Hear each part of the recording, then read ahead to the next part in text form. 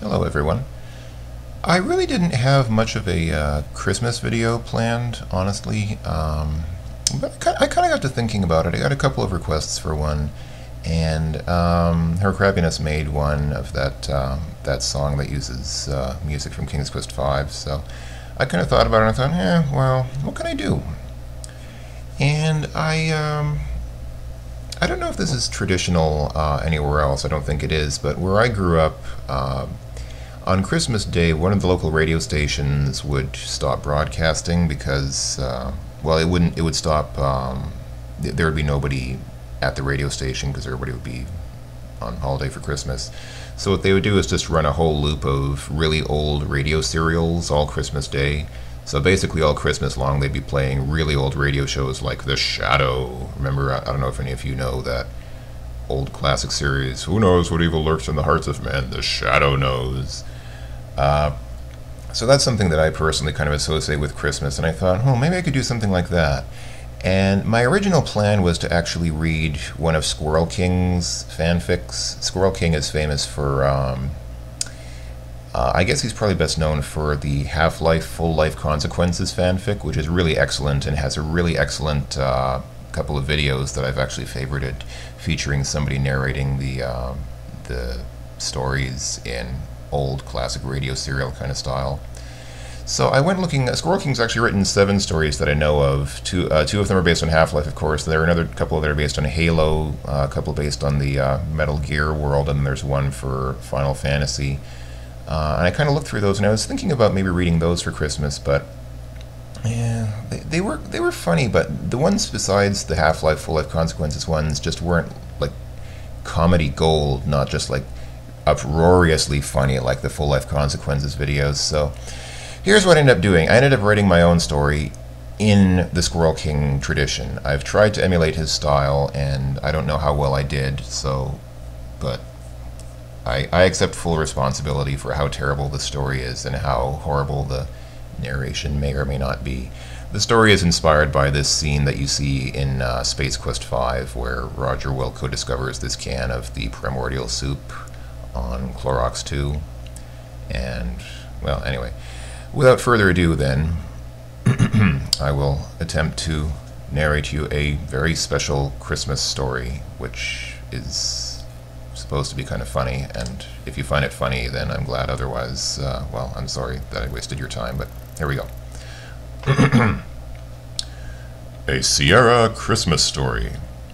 Roger Wilco was captain of the spaceship and cleaning tool Eureka, but also paceful and quiet man who did not like to start trouble or things. Until one day he was cleaning plannets with his spaceship and noticed a can of something which was yellowy and sticky stuff on the ground.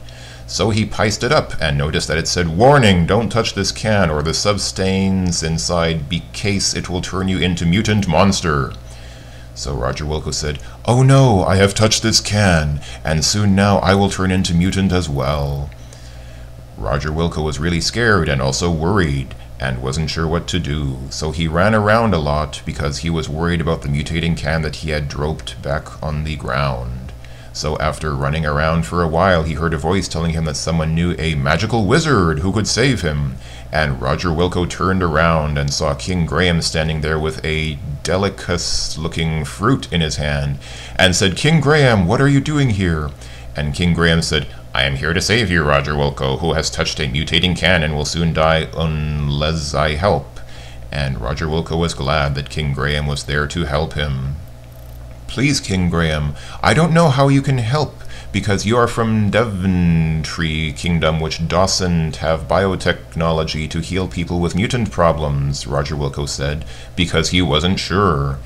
But King Graham said, "Don't worry, Roger Wilco, I know someone who can help. First eat this fruit," and gave the red fruit to Roger Wilco, who ate it and said, "What is that?" And King Graham said, "It is fruit my daughter Rosella brought from land of Tamir, which will heal you for a while, but for permanent solution we have to go see the wizard Crispin." So they sprinkled some fairy dust and flew away, but Cedric stayed behind and said, "Oh, I'll wait for you here, Roger." Roger Wilco and King Graham too flew really fast to Cedric's house, because they had to get to there before the fairy dust wore off, or else Roger Wilco would fall to the ground and die much faster.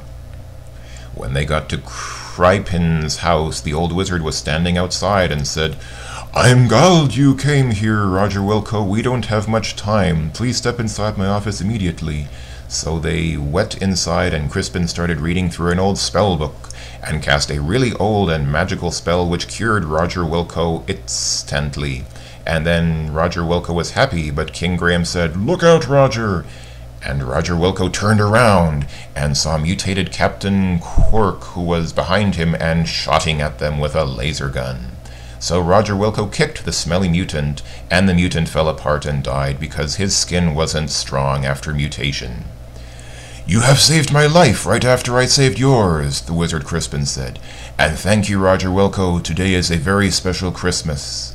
And Roger Wilco didn't know what Christmas was and said, "We don't have this holiday on Xenon where I am from."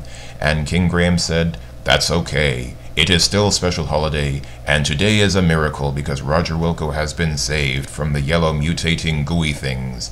And Roger Wilco flew home to clean more trash, so they were all happy then. The end. Happy, Merry Christmas, or holidays, or Hanukkah, or Kwanzaa, or winter solstice, or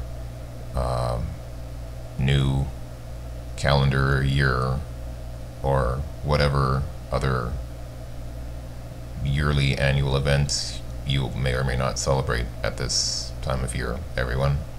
And thank you for watching. I'm very grateful for all my loyal subscribers who've been watching my videos, and I'm thankful that people actually enjoy watching my terrible videos, and I hope that you've enjoyed a very special Sierra Christmas story. Thank you very much, everyone. Bye-bye for now.